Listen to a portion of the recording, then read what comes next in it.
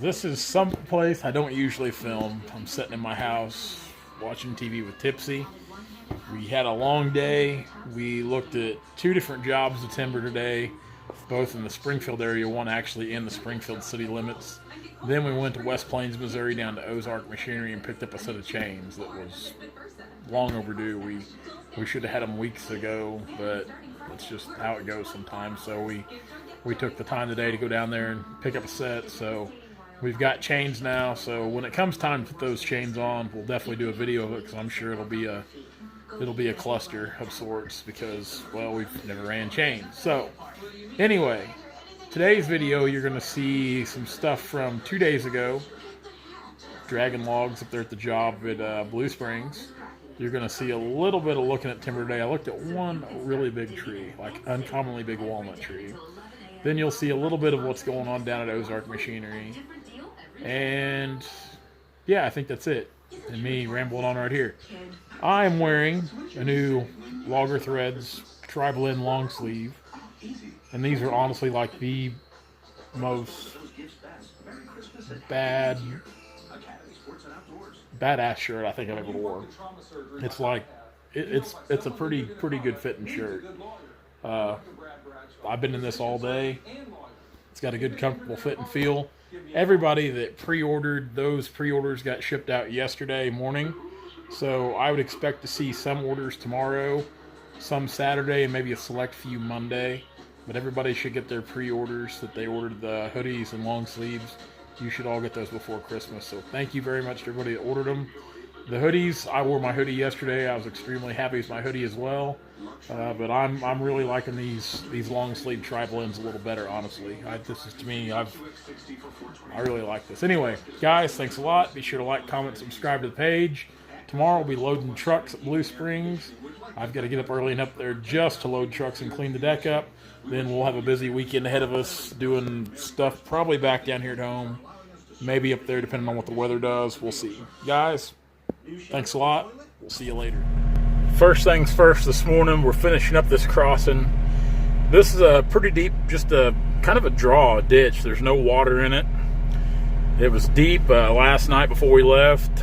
We took the skid steer here, and basically I cut this whole thing down right here, kind of made a road in here, because when we pick the bucket up, we're kind of doing a little road grading. So basically what I did is I just come down through here and cut all this out. You can see me checking my backup camera.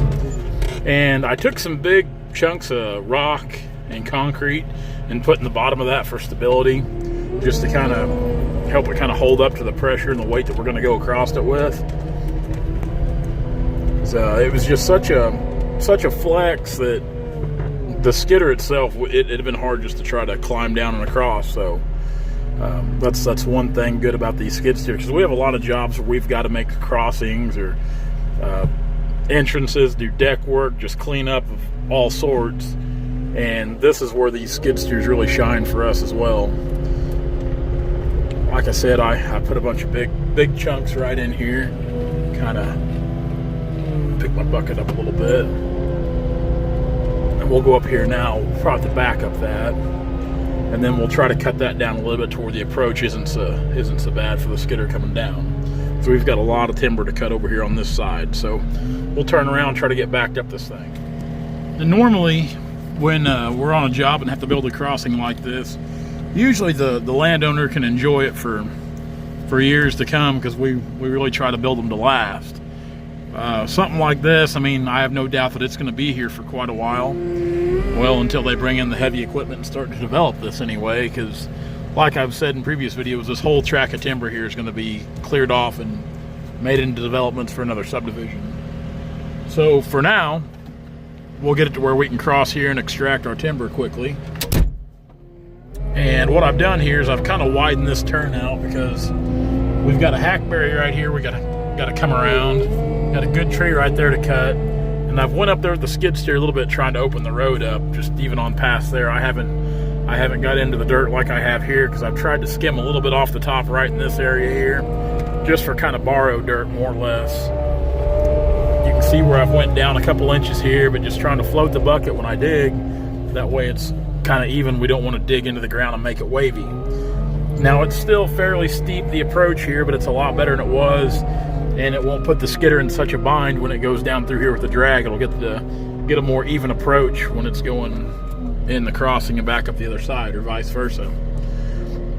So now I'm going to take the skid steer back out here to the deck, and when I come back, I'm going to start dragging some logs out.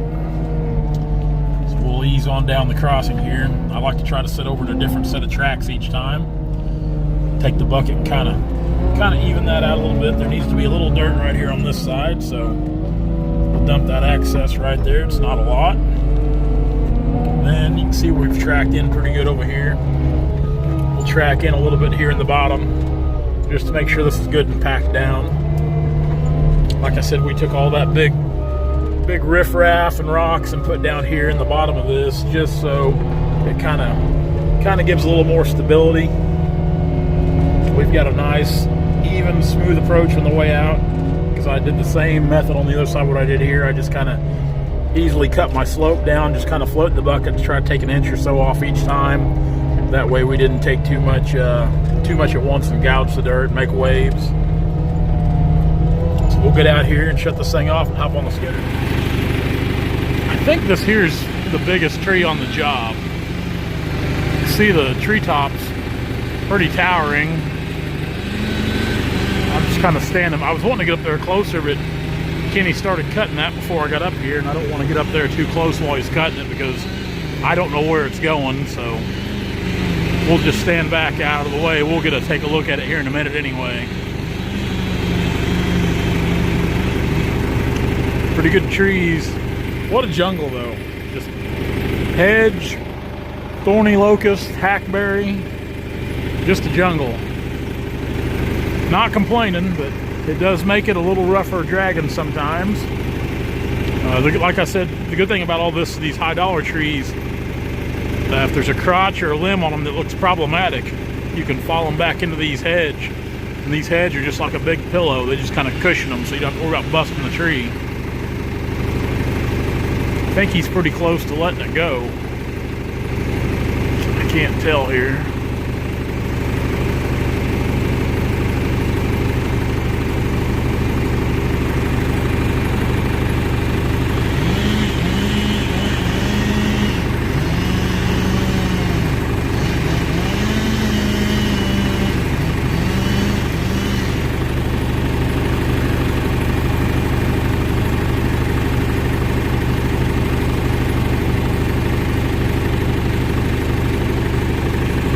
I can get up there and get a better look at it while it's standing.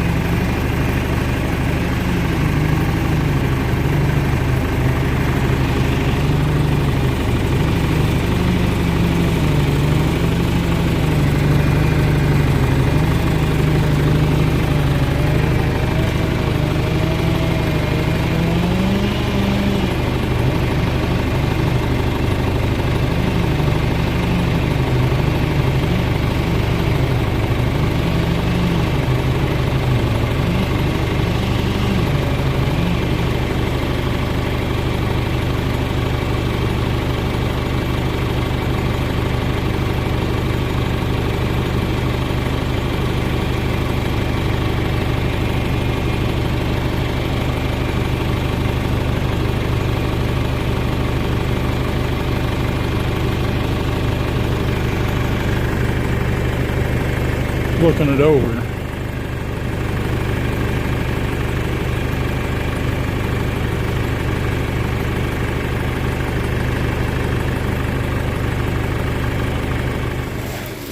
Pretty good sized tree. I actually come back here and pushed on it a little bit to get it to go back in the timber here. We didn't want it to go out here in this kind of backyard.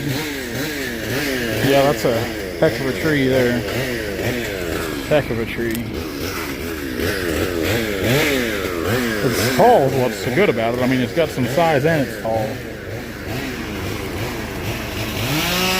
I don't mind pushing trees. I kind of enjoy it. I don't know if there's a formula for it by any means, but we do it a lot. And You know, Brandon builds these tree pushers for us, and we've got them on every skidder, and we sure put them to use. To us, they're pretty good property. So we push a lot of trees just for places like this to get them to go where we need them to go, to keep them out of areas that they don't need to go. Well worth the investment if you've got a cable or grapple skidder and don't have a tree pusher, because they're a good investment to have. I use them as platforms a lot. I stand on them and hook chokers when we got to pull trees. Just good additions. We're getting ready to tip this one over. Hooked up to it. Gonna give her a pull.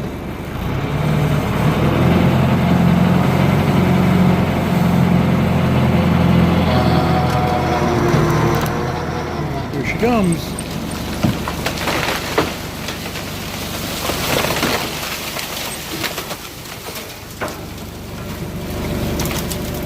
Perfect. Perfect, perfect, perfect.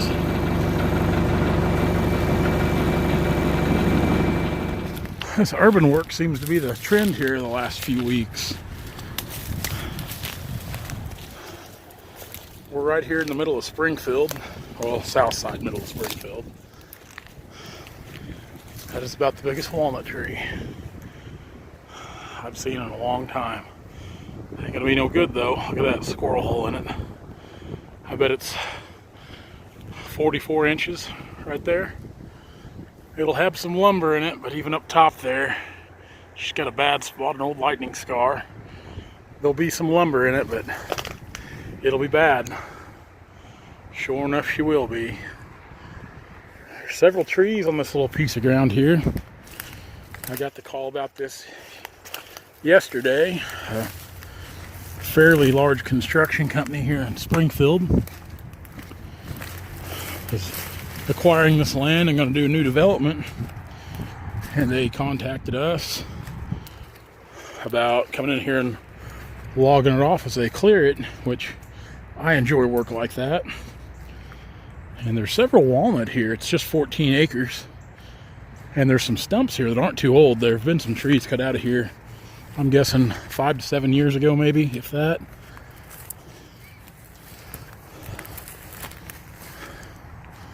There's trees just scattered out all over it. Be a pretty good bunch of logs. A couple good ones there. Nothing super big other than that great big one yet. This one here looks pretty good size.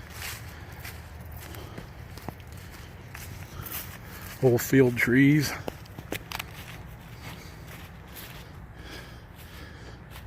Let's walk on. So we come down here to West Plains to Ozark Machinery to pick up some tire chains. I couldn't wait on the other guy anymore. So like I said, we got a refund, had to come down here and get these things today. That way we can be ready and go back to work. You do a lot of loaders down here at Ozark Machinery, a lot of Sercos, big Serco dealers. Of course, they build these demolition beds anymore, like for debris beds for storm cleanup. I really don't know where we're going. He just told me to kind of come back here and hang out, so I guess that's what we're gonna do. Just sat right here in the way. The first time I was down here, I was 14 years old, come down here to look at 60 series Timberjack skidders with my dad. I'll kind of give you an idea how long ago that's been. They used to be the Timberjack dealer around here. I remember coming down here and sitting in a brand new skidder for the first time in my life, and boy, that was really something. Really something. Here in a minute, we'll take a trip around this and kind of see what equipment they got on the lot. There's a newer apprentice there. So I get them a new loader. All kinds of goodies. Buck saws. Timber deer. Well, that's a rough old 548. The girl's seen her better days there.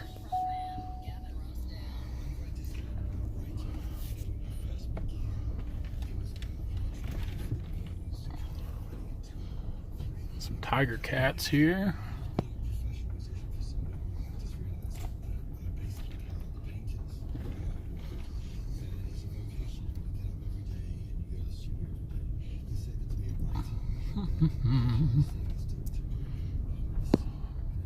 Marco, Tiger Cat and Cat. Get some grapples.